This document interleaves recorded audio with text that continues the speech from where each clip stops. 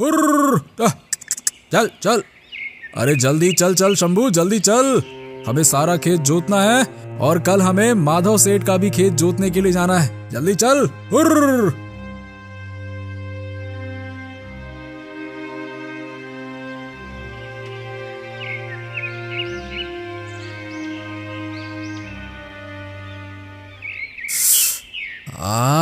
अरे बाप रे, इतनी कड़क धूप, मेरी तो जान निकलती जा रही है।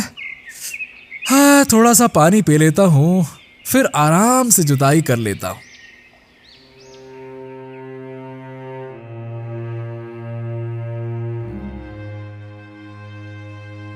फिर बिरजू एक जगह पेड़ की छांव में बैठकर पानी पी लेता है। हाँ, हे भगवान, पानी पीने के बाद तो मेरा मन कुछ आराम करने को कह रहा है। ऐसा करता हूँ, कुछ देर आराम कर लेता हूँ, फिर अच्छे से जुताई कर लेता हूँ।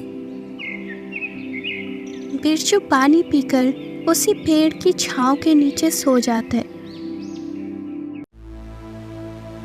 तभी अचानक एक जहरीला सांप वहां आ जाता है और बिरजू के एक बैल को डस लेता है। तुरंत ही वो बैल मर जाता है।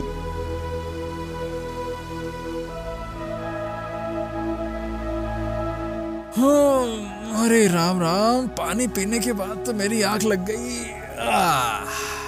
चलो, अब सारा खेत जोतना है।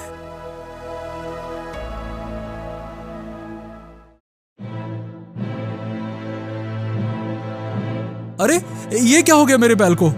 हे भगवान, मेरे बैल को तो किसी जहरीले सर्प ने काटा है। अब मैं क्या करूं? एक ही तो सहारा था, अब मैं किससे मदद मांगूं? फिर बिरजू शंभू को बिलक बिलक कर रोने लगा।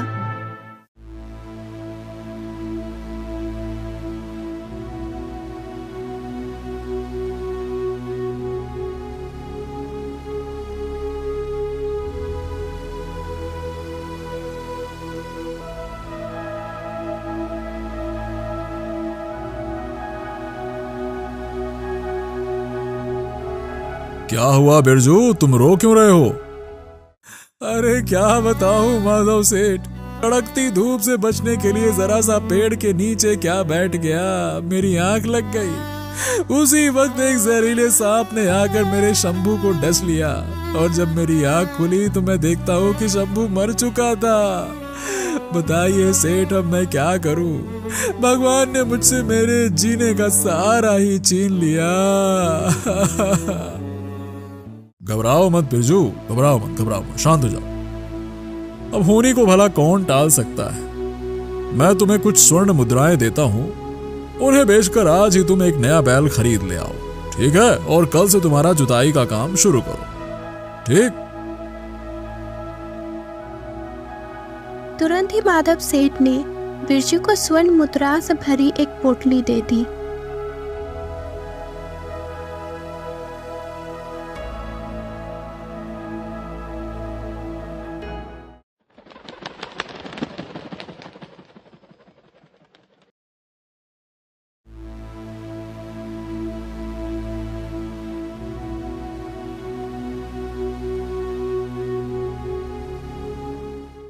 हाय हाय, मैं तो लुट गया, मैं तो मर गया। मैं क्या खाऊंगा और अपने बच्चों को क्या खिलाऊंगा?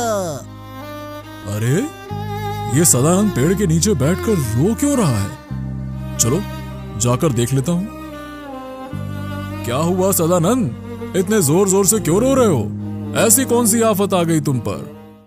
अरे क्या बताऊं माधव सेठ, अरे परसों ही खेत में अनाज के बीज बो दिए थे, लेकिन आज आकर देखता हूँ तो सारे अनाज के बीज कबूतर और चिड़िया खा चुके हैं। अब दोबारा बीज बोने के लिए घर में बीज ही नहीं है और ना ही खरीदने के लिए पैसे। और अगर इस साल फसल नहीं हुई तो मेरा परिवार क्या खाएगा?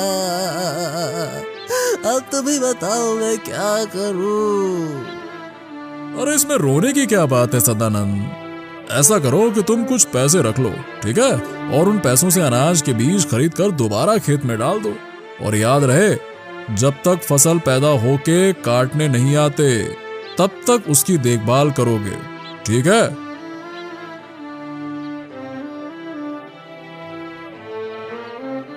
हाँ माधव सेठ, आपका मैं ये ऋण कभी नहीं भूलूंगा। अब मुझे कुछ समझ नहीं आया, इसीलिए मुझे रोना आया। मैं आपको सच्चे दिल से धन्यवाद देता हूँ। यह है माधव। गांव में लोग प्यार से उसे माधव सेठ कहते थे, क्योंकि उसका काम ही कुछ ऐसा था। जब भी कोई गरीब लाचार मुसीबत में होता तो वो अंदर से बहुत दुखी होता और पूरे दिल से अपने तरफ से उनकी मदद करता। हर वक्त इसी सोच में डूबा रहता कि वो गरीब दुखी लोगों की किस प्रकार मदद करे। जब भी वो किसी की मदद करता तब लोग उसे भर भर के दुआएं देते, जिससे माधव सेठ बहुत खुश होता। लेकिन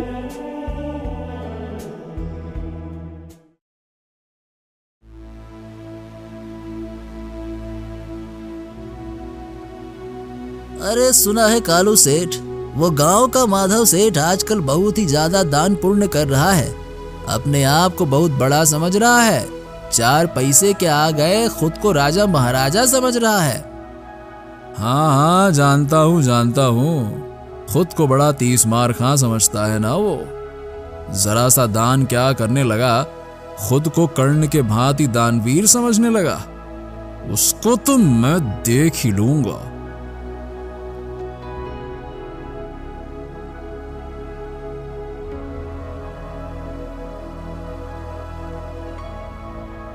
फिर कालू सेठ उस इलाके के डाकू गंगा सिंह को माधव सेठ को मारने की सुपारी दे दी।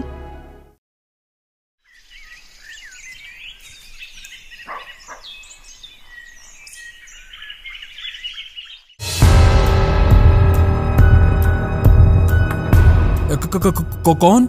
हाथ में चाकू लेकर क्यों आए हो? मैं चंगा सिंह इलाके का मशहूर डाकू। 50-50 कोस दूर जब रात में बच्चे रोते हैं ना, तो उनकी माएं मेरा नाम बताती हैं कि सो जा, नहीं तो चंगा सिंह आ जाएगा। फिर वो बच्चा सोता नहीं, फिर जोर जोर से रोता है।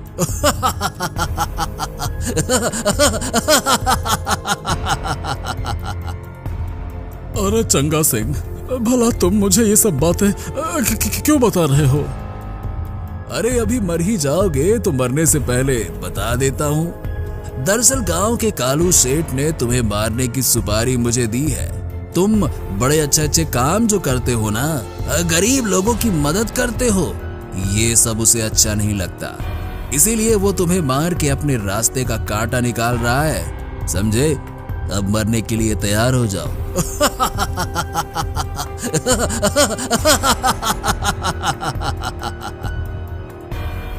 इतना सुनते ही माधव सेठ वहां से जी जान से भागता है, ये सोचकर कि आज उसका अंतिम दिन है। फिर माधव सेठ जंगल की ओर भागकर अंदर घने जंगल में जाकर एक पेड़ के पीछे छिपकर बैठ जाता है।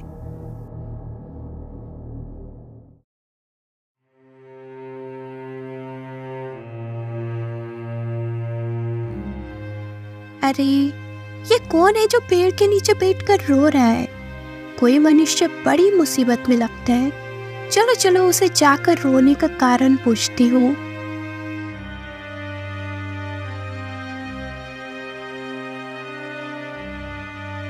अरे भाई, तुम कौन हो और तुम यहाँ बैठ के रो क्यों रहे हो? मोरनी बहन, मेरा नाम माधव है और मैं पास के ही गांव में रहता हूँ। वहाँ मेरे दादा परदादा की जमीन है। मैं उसी में खेती का काम करता हूँ और जो भी भगवान की कृपा से मुझे मिलता है उसमें से मैं कुछ गरीबों में बांटता हूँ। जब भी कोई मेरे पास मदद मांगने आता है तब मैं उसकी मदद करता हूँ।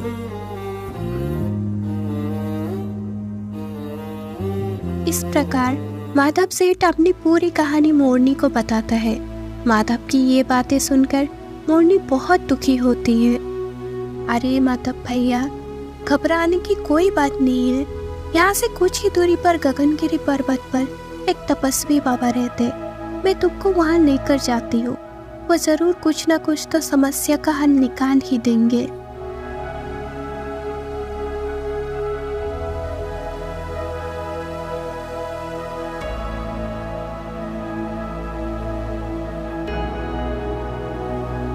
फिर मोरनी माधव सेठ को उस तपस्वी बाबा के पास गगनगिरी पर्वत पे लेके जाता है।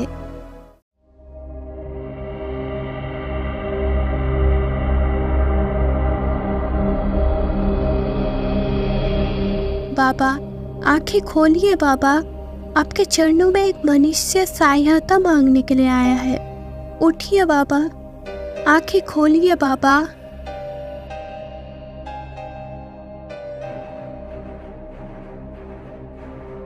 फिर माधव सेठ अपनी पूरी कहानी उस तपस्वी को बताता है और बताता है कि अगर वो वापस गांव लौट भी गया तो कभी न कभी कालू सेठ उसे जान से मार ही देगा। हे गुरुदेव, मेरा मार्गदर्शन करिए। मैं तो सच्चे मन से गरीबों की मदद करना चाहता हूँ, लेकिन समाज में कुछ ऐसे लोग हैं जो ऐसा करने से मुझे रोक रहे हैं। अब मैं क्या कर सकता हूँ? सुनो बेटा, भगवान हर मनुष्य को उसके कर्मों का फल देता ही देता है। जिसके नसीब में जो कुछ भी लिखा है वो उसे भुगतना ही पड़ता है, और जिन जिन को भी कुछ मिलने वाला है वो उन्हें मिल ही जाता है। अगर तुम्हें जरूरतमंदों की मदद करना ही है तो मैं तुम्हें एक वरदान देता हूं, जिससे कि तुम एक चमत्कारी तोते के रूप में बदल जाओगे। लेकिन याद रहे, इस काम में भी तुम्हें बहुत सारी कठिनाई आ सकती हैं। तुम्हें उनका सामना करना पड़ेगा।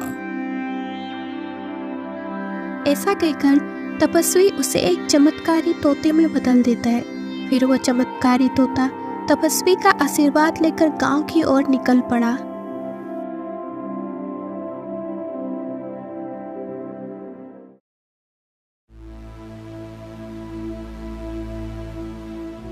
हाँ, 2 दिन से काम ढूंढ रहा हूँ, काम ही नहीं मिला। घर पर बच्चे भूख से तड़प रहे हैं। घर में खाने के लिए अनाज का दाना तक नहीं है। हे भगवान, ऐसे में मैं क्या करूं?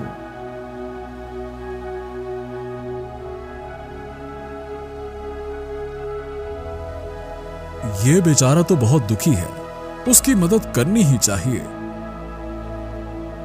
इतना कहकर वो चमत्कारी तोता कुछ सोने के सिक्के उस आदमी के पास छोड़कर चला जाता है।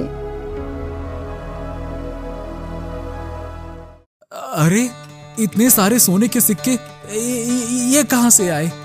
लगता है भगवान ने मेरी सुन ली। हे भगवान, आपका लाख लाख शुक्र है, आपने मुझे और मेरे परिवार को बचा लिया।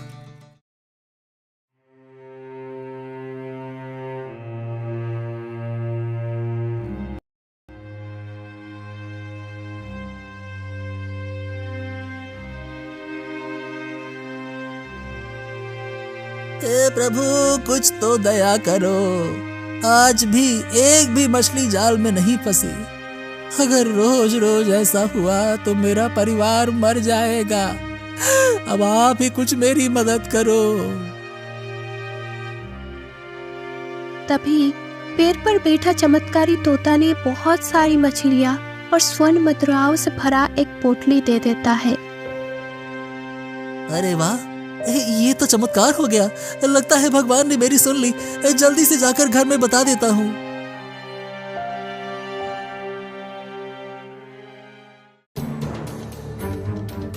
एक दिन बहुत सारे कौवे उस तोते के पीछे पड़ जाता है। कौवे तोते को चोंच मार मार कर घायल कर देता है। तोता आकाश में उड़ते उड़ते बहुत थक जाता है और एक खेत में जाकर गिर जाता है। पानी, पानी, पानी।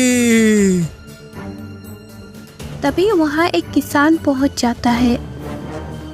अरे, ये तोता तो बहुत ही बुरी तरह से घायल हो गया है। मैं तुरंत ही उसे पानी पिला देता हूँ। फिर उस किसान ने उसे पानी पिलाया। थोड़ी देर बाद वो चमत्कारी तोता स्वस्थ हो जाता है। चमत्कारी तोता उसे कुछ सोने के सिक्के देता है और वहां से वापस चला जाता है। लगता है ये कोई साधारण तोता नहीं है, ये तो कोई जादुई तोता है।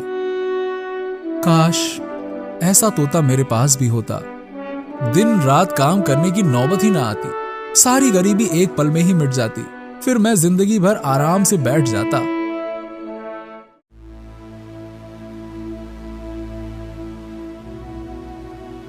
अरे भाई पता है, कल जब मैं पेड़ के नीचे बैठा था तब किसी ने मेरे पास आकर सोने के सिक्के छोड़ दिए और चला गया। अरे सुनो सुनो, मेरे साथ भी कुछ ऐसा ही हुआ है। जब मैं मछलियां पकड़ने तालाब के किनारे गया था तब मेरे पास भी कोई बहुत सारी मछलियां और सोने के सिक्के छोड़ गया। अरे भाई लोग, सोने की मोहरें तो मुझे भी मिली हैं, लेकिन ये कोई और नहीं बल्कि एक चमत्कारी तोता है। कल जब मैं खेत में काम कर रहा था तब मुझे वो तोता तड़पता नजर आया। फिर मैंने उसे पानी पिलाया, फिर उसने मुझे सोने की मुद्राएं दी। ये एक जादुई तोता है जो सबको सोने की मुद्राएं दे रहा है। भाइयों, अगर हम सब मिलके उसे पकड़ लेते हैं तो हमारी तो निकल पड़ेगी। फिर हमें काम करने की जरूरत नहीं, सारी जिंदगी बैठ के आराम से खाते रहो। क्या कहते हो? बात तो तुमने एकदम सही कही है भाई। अगर ऐसा हुआ तो हमें कुछ काम करने की जरूरत ही नहीं। फिर वो तीनों उस चमत्कारी तोते को पकड़ने निकल पड़ते हैं। कुछ समय ढूंढने के बाद उन्हें वो तोता एक जगह दिखाई दिया। हाँ, वो रहा, वो उधर बैठा है। पकड़ो पकड़ो पकड़ो, कहीं भाग न जाए। अरे पकड़ो, भागो, पकड़ो। तोता उन्हें देखकर आकाश में उड़ने लगा। पकड़ो पकड़ो, वो जाने ना पाए। अरे पकड़ो। अरे रुक जा तोते, कहाँ तक भागेगा? सोने की मुहर देने वाले तोते, रुक तो जा। अरे रुक जा सही। हे भगवान, ये कैसी मुसीबत आ पड़ी है। मैं तो इन लोगों की मदद करना चाहता था, लेकिन ये सारे तो मुझे ही पकड़ने पर तुले हैं। अगर मैं इनके हाथ में आ गया तो मुझे हमेशा के लिए बंदी बनाकर रखेंगे। हे भगवान, बचाइए गुरुदेव, मुझे बचाइए। फिर वो चमत्कारी तोता उड़ते उड़ते तपस्वी के पास पहुंच जाता है। आंखें खोलिए गुरुदेव, आंखें खोलिए। बताओ बेटा, तुम किस मुसीबत में पड़े हो? गुरुदेव, आपने तो उन लोगों से बचने के लिए मुझे चमत्कारी तोता बनाया। तोता बनने के बाद भी मैंने उनकी मदद करनी चाहिए, पर गुरुदेव उन लोगों के भीतर लालच भरा पड़ा है। ज्यादा लालच के चक्कर में मुझे ही कैद करने चल पड़े वो तो। देखा, मैंने तुम्हें पहले ही बता दिया था कि तुम्हें बहुत सारी मुसीबतों का सामना करना पड़ सकता है। रही दूसरी बात, तुम कोई भी किसी भी रूप में मनुष्य की सहायता करना चाहो तो लालच आ ही जाता है, क्योंकि इस धरती पर मनुष्य ही एक ऐसा प्राणी है जिसकी इच्छाएं कभी भी कम नहीं होती। अपनी इच्छाओं को पूर्ण करने के लिए कई बार मासूम लोगों को कष्ट पहुंचाता ही पहुंचाता है। इसीलिए जिस किसी भी मनुष्य के भाग्य में जो कुछ भी मिलना होता है वो उसे अपने आप मिल जाएगा।